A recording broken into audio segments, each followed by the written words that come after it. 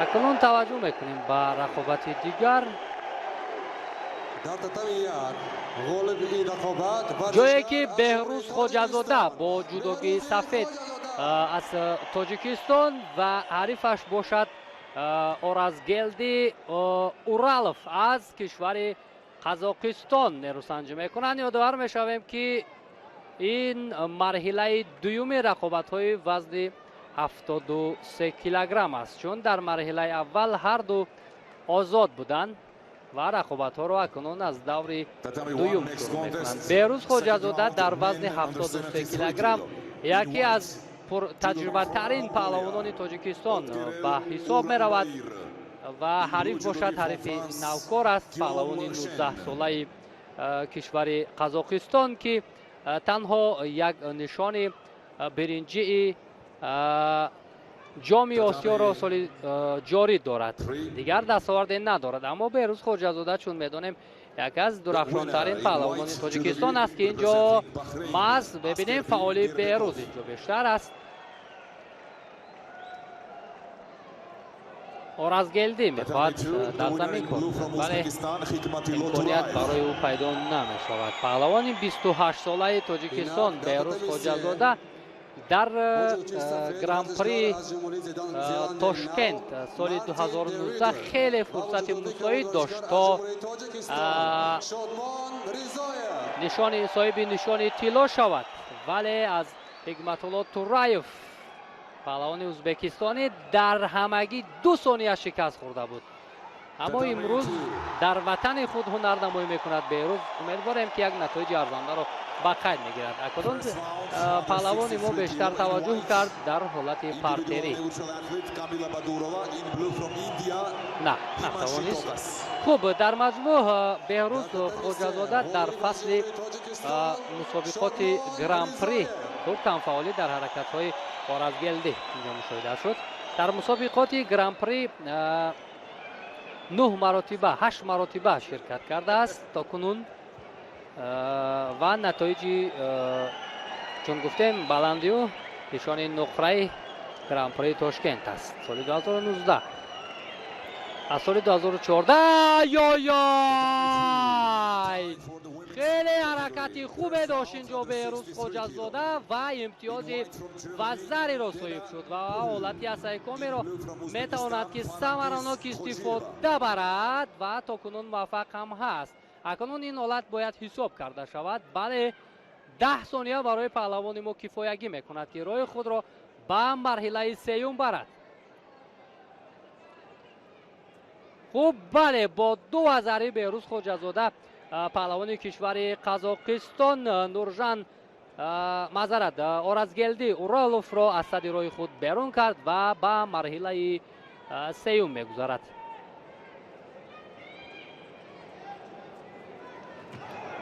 البته هر غلبه های پهلوانان تاجیکستان هم ما را هم تمام آن نفرانی که در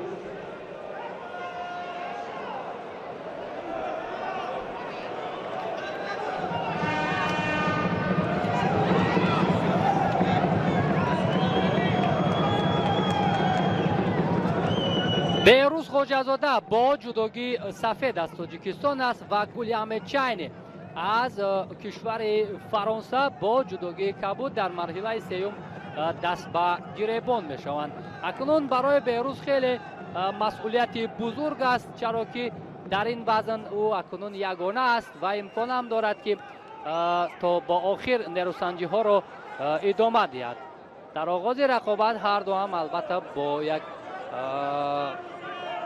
تیز و تند با چست و چالاکی رقابت را شروع کردند. این دقیقه های اول معلوم است که دقیقه های آموزشی است. پهلوانان یکدیگر را می‌آموزند و برای سرعت پستر بود، ولی بهروز هم اون فعال است. بسیار هم خوب تا کنون بهروز رقابت را شروع کرد. این زیرگروهی بی است دوستان عزیز. بهروز خوجازاده در مرحله اول آزاد بود، در دوم اورازگلدی اورالوف را از قزاقستان شکست داد و به این دور آمد. پهلوان کشور فرانسه هم در مرحله اول آزاد بود، دور دوم آدگرلی نماینده مغولستان رو شکست داد. چاینه از سر آستین هر دو هم یک زایل داشتن، اما زیاد حرکت کردن به هر دو اینجا داور شیدا خواهد داد. بله از آستین یک طرفه داشتن و حرکت نکردن، به هر دو داور بانو شیدا داد. اکنون این مجازات وادار میکند که پهلوانان فعالتر باشند. گیرلم چاینه پهلوانی 36 ساله است. ببینید خیلی پهلوانی از جهت سن سال بزرگ و تجربه اشتراک در مسابقه های سطحی بانوفود را هم زیاد دارد.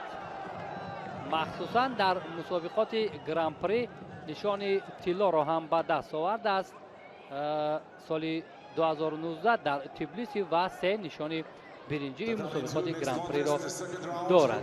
از مسابقات گران سلام هم یک نشان نقره دارد و همکنون برای بهروز خیلی رقیب ارزنده است.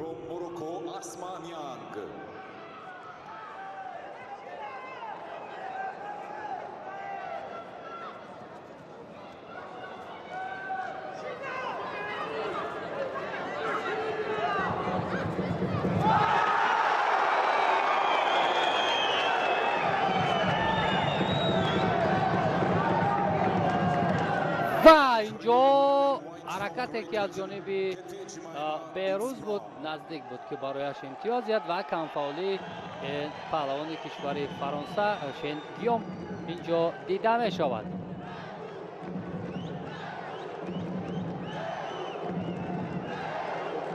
و اشاره می کند که خیلی خوب است.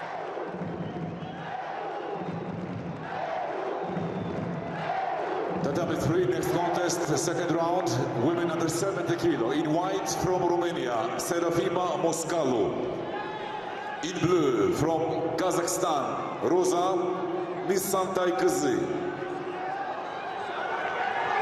تلاش‌ها برای کسب امتیاز از جانب بهروز بیشتر است و او حریف را مجبور میکند که از حمله های او گریزد، ولی پهلوان فرانسه هم چون گفتیم تجربه دیده مسابقات زیاد است، اینجا هنرش را به طور شایسته نشان میدهد. و حرکت دیگر از جانب بهروز اما نه.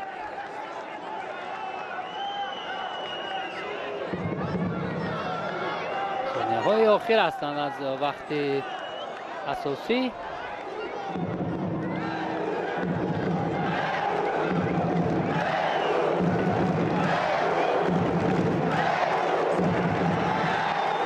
و بار سیوم از همان روش پشتناکی بهروز میخواد استفاده کند، اما این نوبت هم موفق شدن نتوانست. اکنون پهلوان فرانسه را نزد طبیبان روان میکنند و بهروز باشد یک نفس تازه هم میگیرد. و بهروز خواجه‌زاده عین حال در رده‌بندی بهترین ها موقع 35 را اشغال میکند در وزن 73 کیلوگرم. و چون گفتیم از مسابقات گران پری یک نشانی نقره سال 2019 در تاشکند دارد، همزمان یک نشانی برنجی مسابقات گران سلام را سال 2019 در یکاترینبورگ روسیه دارد. بهروز خواجه‌زاده این دو نتیجه ای که در مسابقه های با نفوذ به دست آورده است. پهلوان تاجیکستانی در قهرمانی جهان 5 مراتبه شرکت ورزیده است. بهروز میان بزرگسالان از سال 2017 و سال 2019 همان دوره های اگر گوییم طلایی بهروز بود که در مسابقه ها خیلی فعالانه شرکت میکرد، توانسته بود مقام 5 را در قهرمانی جهان اشغال کند. چون میدانیم یک بعد از 42 سال قهرمانی سید مومن رحیموف در چمپیونات جهان در رشته سامبو، بهروز توانسته بود که عنوان قهرمانی جهان را به دست بیارد. خوب برمیگردد پهلوانی فرانسوی و رقابت ادامه می‌یابد. از جهت سن سال، از جهت تجربه البته خیلی از بهروز دیده زیادتر است. پهلوان فرانسه رو دیدید چگونه دفاع خوب کرد بهروز، وگرنه حریف رو مجبور داشت که از میدان خارج شود، ولی در ثانیه های آخر این عملکرد پهلوان فرانسه بسیار هم خطرناک بود. انا همین حالت بسیار هم خطرناک بود برای بهروز. خوب گلدن اسکا شروع می شود.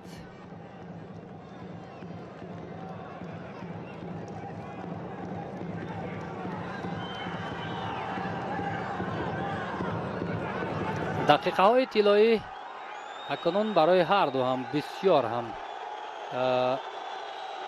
مهم است و اینجا از عملکرد بهروز حریف خود را خفا میکشد.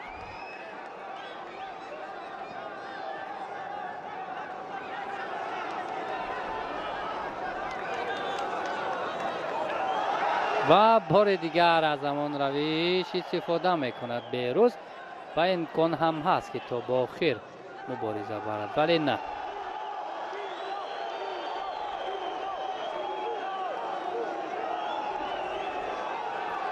یک مرتبه دیگر اگر بهروز فعالی خود را نشان دهد شاید شیدای سوم هم به حریف داده شود.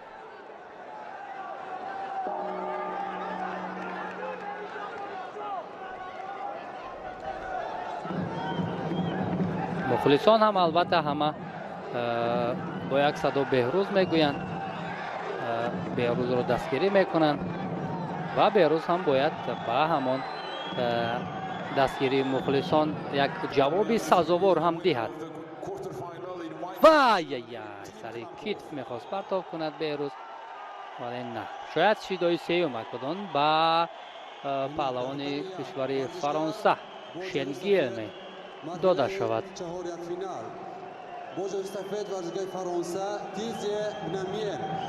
بله همین طور هم شد و بهروز خواجه‌زاده رای خود را به مرحله 4 یک نهایی هموار کرد. بسیار هم البته خوشحال کننده. مکزیکو گیلبرتو کاردوسو. بهروز خواجه‌زاده ورزشگر ناماشنای تاجیک به صحنه رقابت وارد می شود و برای رسیدن به مرحله نیمه نهایی. و بهروز خواجه‌زاده ورزشکار 28 ساله تاجیک که از گرانپری ها در یک مرحله نشان نقره دارد. در گرانپری تاشکند بود، اکنون در برابر گیلبرتو کاردوسو از مکزیک رقابت دارد. شانسی قپیدن حریف به تخت پوش، موقعیت، فرصت بسیار موافق از سیکام وضع این را قبول میکند داور و بسیار موافق با جفت پای بسیار محکم قپیده. بهروز خواجه‌زاده در حال رسیدن به مرحله نیمه نهایی دیگر مدار رقابت کردن، ولی توانست که در لحظه های پایانی ورزشگر مکزیک یک حرکات ضد حمله داشته باشد. در حال 6 یا 7 ثانیه دیگر باقی ماندن از چنگ بهروز خواجه‌زاده رها شد. ببینید چگونه فرصت خوبی قپیدن با تخت پوش رو بهروز خواجه‌زاده به میان گذاشت و موفق هم شد یک وزره بگیرد. فرصت هست تا لحظه پایانی رقابت و امیدوار هستیم که در بخش پرتابی سراپا هم بهروز همان اصولهای جذاب و دیدنی خود را به نمایش میگذارد و به مرحله نیمه نهایی خواهد رفت.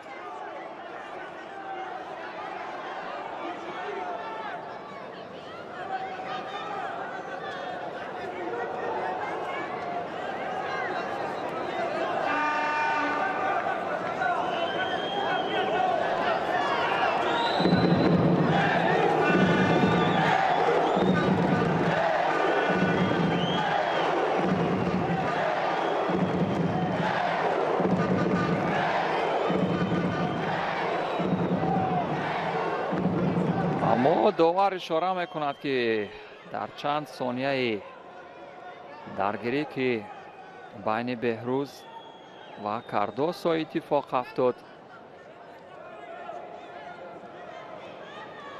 якам камкорӣ ба назар мерасид. Аз ин рӯ ба ҳарду ҳам як шидоӣ доданд ва фурсати партоби Томоенаге бенатиҷа буд.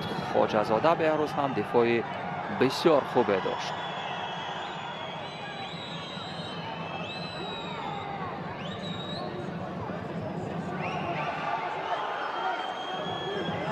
нун дар ин мавқеият хоҷазода бисёр ҳаракоти хубе дошт. дар ҳоле ки варзишгари Мексика Кардосо ҳамла мекард, мавқеияти Асикоми Вазаро бисёр хуб барҳам зада тавонист Беҳрӯзи Хоҷазода ва финалисти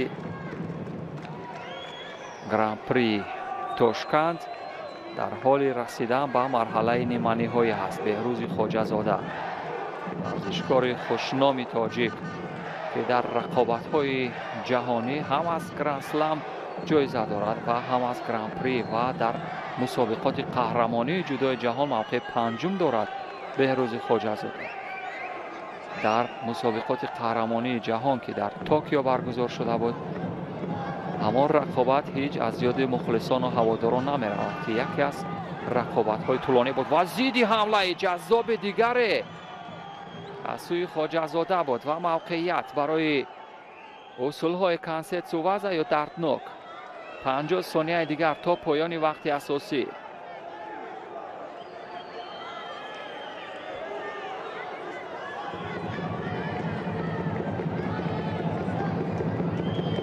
Вазари аваз ورزشکار از جمهوری آذربایجان با دریاچه سفید ابراهیم ин ҳам Беҳрӯзи Хоҷазода, паҳлавони 28 солаи тоҷик бо ҷудогии кабуд ҳаст. бо исми ӯро гирифтан шӯру ҳаяҷон дар салони баргузории мусобиқот танинандоз шуд. ҳамоварди ӯ Иброҳим Алиев, варзишгари 24 солаи озарбойҷонӣ ҳаст ки озарбойҷониҳо мо борҳо дар рақобатҳои ҷаҳонӣ дидаем ки дар ҳузури аввалашон ҳатто дар рақобатҳои ҷаҳонӣ моҳирона зоҳир шуданд ва ҳарду ҳам корди зард ё шидо бо далели муқовимати нодуруст дар ҳамон лаҳзаҳои аввали рақобат дар бахши кумиката иштибоҳ сар зад ва ба ин хотир ба онҳо шидо дод довари маҷористонӣ. Як пойзании Алиев Иброҳим бенатиҷа буд. Беҳрӯзи Хоҷазода ҳам омодагии бисёр хуб дидааст ба ин рақобатҳо. бисёр омода ба назар мерасад. ҳамагӣ ба ёд дорем ки қабл аз оне ки Беҳрӯзи Хоҷазода як муддат осебпазир шуда буд дар рақобатҳои Гран-при чӣ гуна хуш дурахшида буд ва он Гран-приро ҳамагӣ ба ёд дорем. дар соли 2019 дар Гран-при Тошканд буд ки воқеан хеле шоиста дар авҷи истеъдоди худ буд ё дар ҳамон пик дар ҳирфаияташ қарор дошт. нишони нуқраи Гран-приро дар корнома дорад. як нишони Гран-слам ҳам, нишони биринҷии Гран-слам ҳам дар корнома дорад. аз ин рӯ як варзишкори моҳире ҳаст, партопҳои ҷаззоб дорад. аммо бубинем дар ин рақобатҳо ки имрӯз ҳам хеле партопҳои ҷаззоб дошт, оё дар баробари Алиев аз он ҳаракоти ҷаззоби худ истифода карда метавонад ё хайр.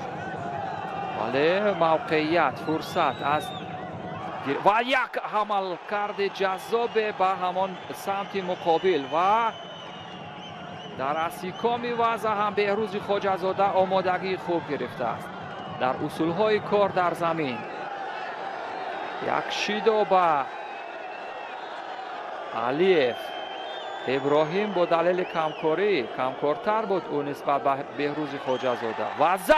Вазари дӯстони азиз, довари марказ Балаш аз Маҷористон баъд аз оне ки доварони дигар ё кӯмакдоварон тавонистанд ки наворо аз назар бигузаронанд, имтиёзи Беҳрӯзро доданд. акнун Вазари авазати ипон хоҳад шуд ё на? бале, бубинед, мавқеият аст. موقعیت است اما با پای حرکت میکند، پایش رو گرفت و این هم فرصتی بسیار موافقه برای یک وزر دیگر به دست آوردن. به نظر میرسد این ورزشگر آذربایجانی توانی مقاومت کردن با بهروز خواجه‌زاده رو ندارد. بله، موفق میشود بهروز خواجه‌زاده. 10 ثانیه دیگر شروع شوق مخلصان در مکان برگزاری مسابقات مجمع ورزشی قصری تنیس و ورزش‌های آبی شهر دوشنبه طنین انداز می شود. یک فینال دیگر با حضور پهلوانان خوشنام تاجیک در مسابقات جایزه بزرگ جودوی دوشنبه یا گران پری دوشنبه اتفاق خواهد افتید. احسن، بهروز خواجه‌زاده آرزو و آرمان باز هزاران مخلص جودوی تاجیک را برآورده خواهد کرد. در فینال هست بهروز خواجه‌زاده و اگر در فینال هم موفق شود پس امروز 2 مراتب در این شام پرچم جمهوری تاجیکستان و سرود ملی جمهوری تاجیکستان با توفیل این راد مردم، با توفیل این جوانان واقعا جسور و دلیر تاجیک طنین انداز خواهد شد. ببینید چگونه موقعیت بود. اینجا وزر اول اتفاق افتاد و بعدا در بخش کار در زمین اسیکام وزر را بسیار موفقیت آمیز کار گرفت و به همین ترتیب شهامتی بلند و بزرگ و ناتکرار و واقعا هم این شام نشاط مخلصان گشتین جوداست. شامی که تاریخ هرگز این را فراموش نمی سازد. بار اول هم در تاریخ ورزش کشور مسابقات گران پری در شهر دوشنبه برگزار شد و بار اول هم 2 ورزشگری تاجیک به مرحله نهایی گران پری راه یافتند.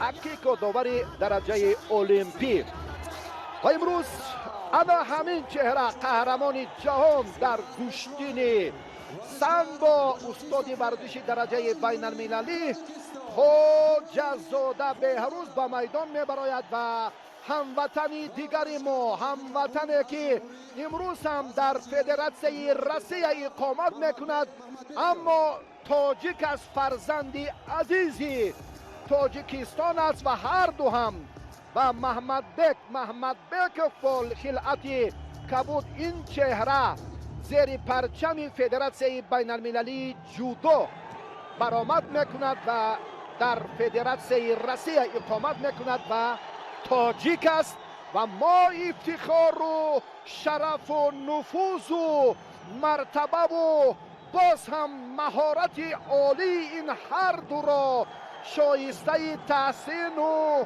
آفرین و افتخار میگوییم. خواجه‌زاده را یک لحظه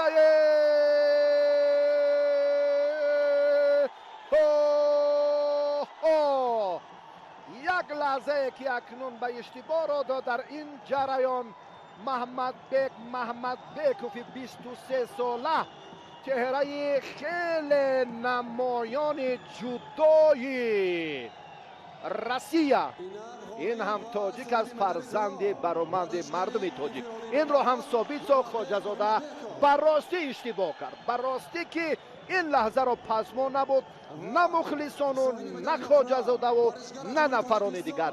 این هم از کسبیت محمد بیکوف درک می‌دهد که احسنش میگویم تاجیک از زاده ولایت مختار کوهستان بدخشان ناحیه ونج از عائله محمد بیکوف ها. این هم فرزند ما و شما، این هم عزیز ما و شما.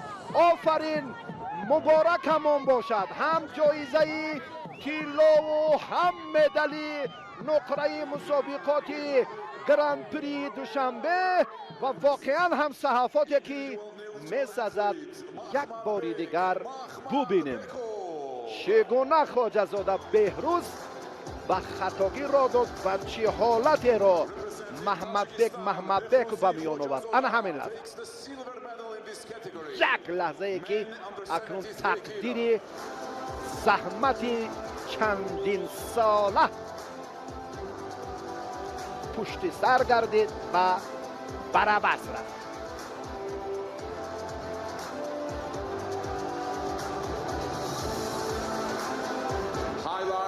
of the final on the big screen. لحظه های مهم در اکران.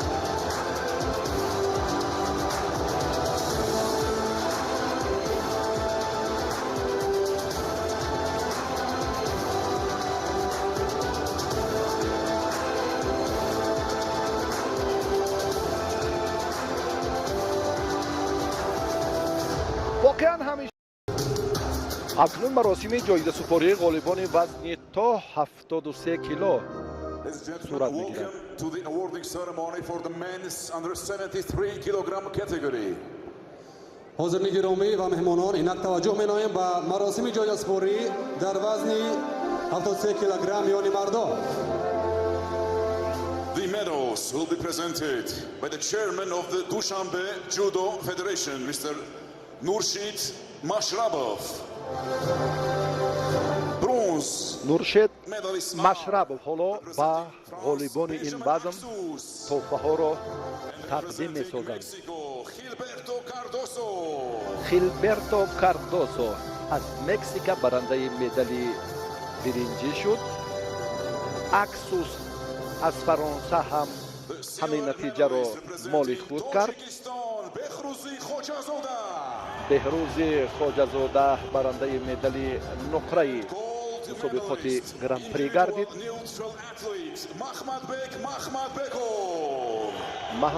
محمد بکوف تاجیکی که عین زمان در فدراسیون روسیه اقامت میکند، زاده ناحیه ونش جمهوری تاجیکستان است. پهلوانان تاجیکستان فینال خیلی زیبا و جالب و تاریخی را نشان دادند. انا همین پرتافت تقدیر سبقت را حل و فصل کرد. بسیار میخواستیم که اینجا هم سرود ملی تنین انداز گردد، چون گفتیم در خصوصی که محمد بیکوف هم زاده تاجیکستان است، اما امروز آن مطلبی که ما داشتیم برای پرافشانی پرچم اکنون مراد حاصل نشد و پیروزی محمد بیکوف را هم مبارک میگوییم و سرود فدراسیون بین المللی جودو اینجا صدا می‌دهد.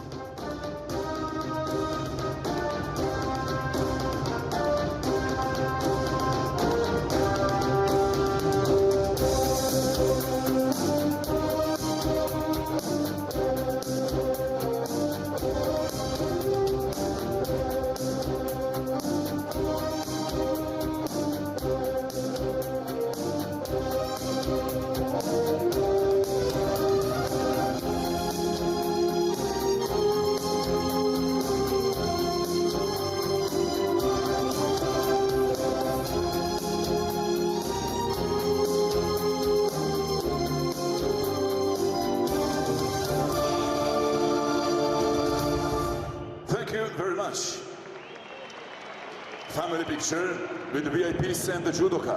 دوستانی عزیز، محمد بیکوف یادآور میشویم که در مسابقات گرند اسلم اولانباتر سال بار هم به گرفتن زینه اول شرف یافت شد. همین نتیجه رو در مسابقه گرند اسلم باکو ماه نوامبر سال 2021 هم به دست آورده بود و در زاگرب خرواطی در مسابقات گرند پری آخرین نتیجه که صاحب شده بود مدال برنجی. با همین نتایج اکنون سبقت وزن تا